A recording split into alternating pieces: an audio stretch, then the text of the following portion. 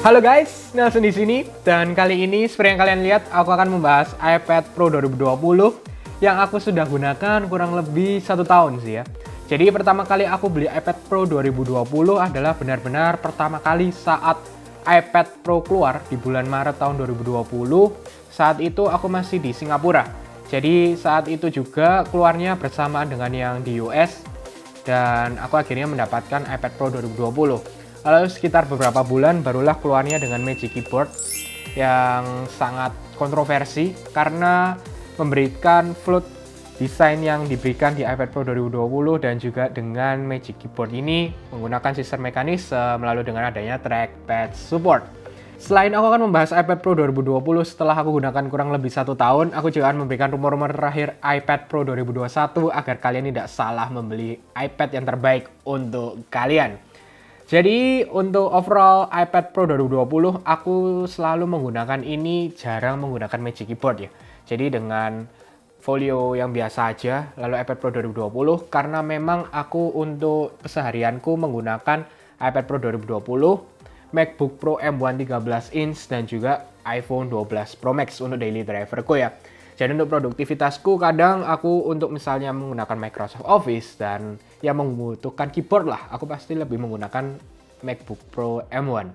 Nah, ini yang memberikan kelebihan dibandingkan dengan MacBook atau dengan iPhone ya. Karena sebelumnya ini jujur, image iPad aku kurang suka. Kurang lebih sebelum tahun 2020. Karena memang iPad Pro ini sedikit di tengah-tengah antara Mac dan juga dengan iPhone. Lalu memang setelah aku gunakan sangat membantu lah karena adanya Apple Pencil. Jadi kalau misalnya kalian suka nulis note dan juga kadang kalau misalnya kita mau merubah-rubah PDF gitu lebih enak kita kan biasanya coret-coret dulu. Dan ini memang sangat berguna untukku dan membantu produktivitas lah.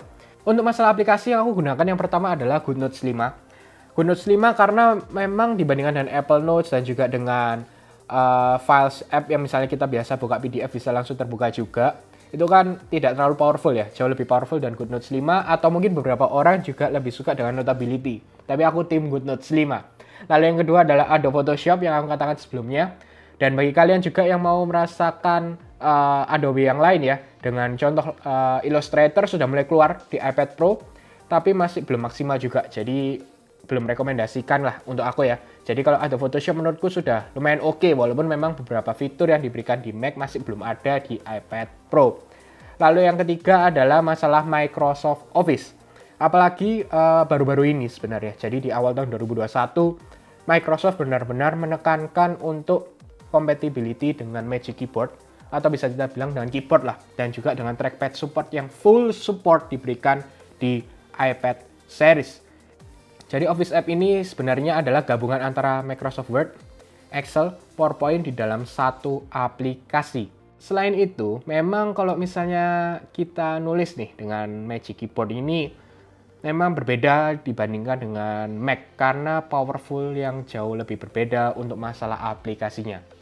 Tetap sekali lagi, walaupun ini sudah sangat bagus diberikan oleh Apple, ini tablet. Tidak bisa disamakan dengan Mac. Jadi kalau lebih powerful, Microsoft Office saja lebih powerful jauh dengan yang ada di Mac untuk seri komputernya lah kalau kita bilang pasti ya. Untuk masalah program-program yang lain, tunggu saja karena bisa dibilang implementasinya cukup cepat. Jadi kurang lebih 1 tahun dari awal tahun 2020 bulan Maret ketika memperkenalkan iOS 13 ya, dengan yang khusus untuk Apple dengan trackpad support, itu software-software lain, aplikasi-aplikasi lain dari Apple dan juga beberapa developer lain memberikan yang terbaik. Dan akhirnya juga Microsoft bisa dibilang sebenarnya harusnya akhir tahun 2020, tapi mereka delay dengan akhirnya lebih fokus di awal tahun 2021, tapi at least untuk sekarang ini sudah datang dan bisa kalian gunakan dengan lebih baik lagi. Lalu dengan chipset, A12Z bisa dibilang hanya mengaktifkan satu GPU core dibandingkan A12X yang ada di iPad Pro 2018. Tapi guys, kenapa aku lebih rekomendasikan dengan iPad Pro 2020? Karena untuk masalah RAM-nya, ini 6GB RAM dibandingkan hanya 4GB RAM di iPad Pro 2018. Memang orang bilang di iPad Pro 2018 RAM-nya itu ada yang 6GB kalau misalnya storage paling tinggi. Tapi untuk 2020 semua untuk storage apapun mendapatkan 6GB RAM. Apalagi kalau kalian sangat menggunakan iPad ini dengan lebih sangat besar-besar lah, program yang besar-besar. Contoh seperti Adobe Photoshop, lalu dengan LumaFusion kalau kalian benar-benar edit video ya. Ini lebih baik RAM lebih tinggi, lebih baik lah dengan 6 GB RAM di iPad Pro 2020.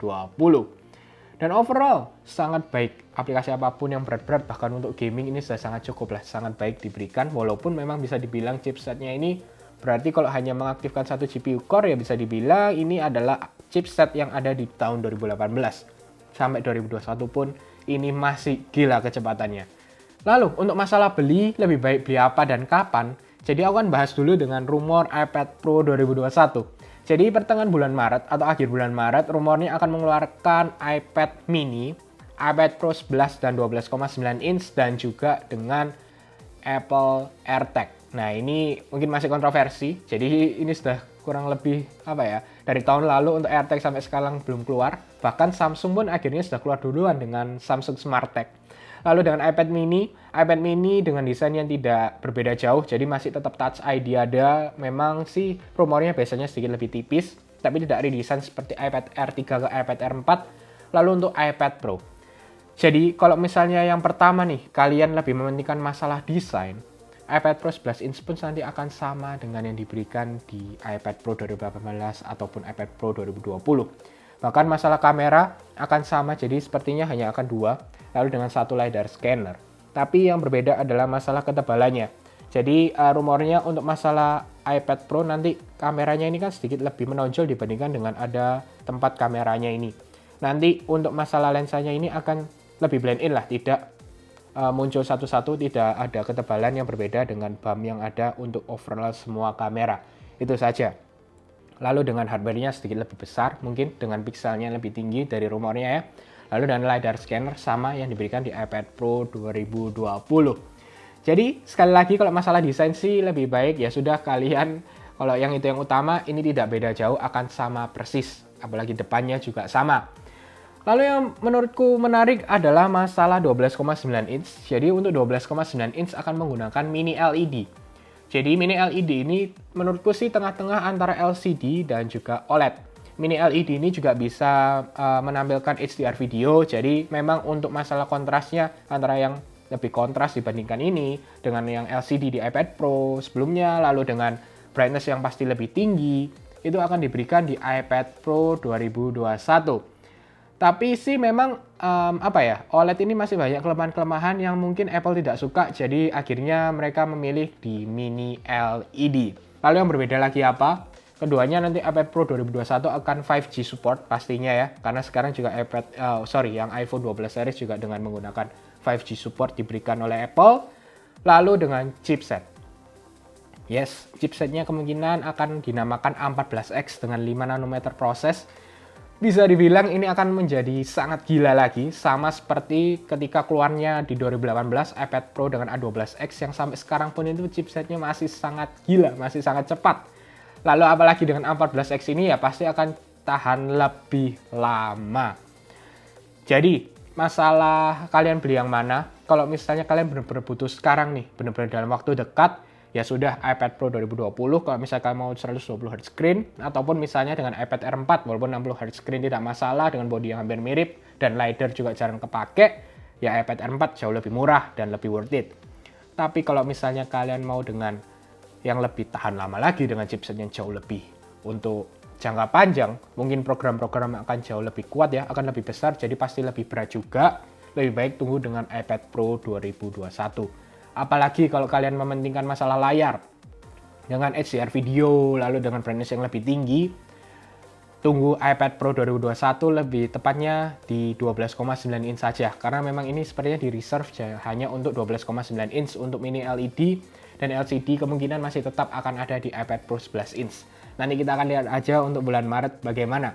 Tapi memang untuk jangka panjang, dan bahkan mungkin dengan harga yang sama seperti MacBook yang keluar sebelum-sebelumnya, dengan harga yang sama bisa saja akan mendapatkan storage yang lebih besar, ataupun dengan RAM yang lebih tinggi, dengan chipset yang lebih baru. Ya memang pasti dengan hal-hal baru seperti itu, kalian lebih baik tunggu aja nanti iPad Pro 2021 kalau kalian memang benar-benar tidak penting atau tidak terlalu urgent lah beli iPad di waktu dekat.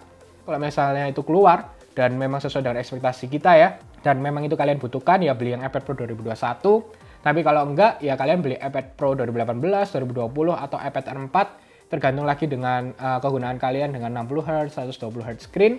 Ya pastinya juga nanti di bulan Maret ketika iPad Pro yang 2021 keluar, harga yang iPad lama akan turun. Lebih hemat lah.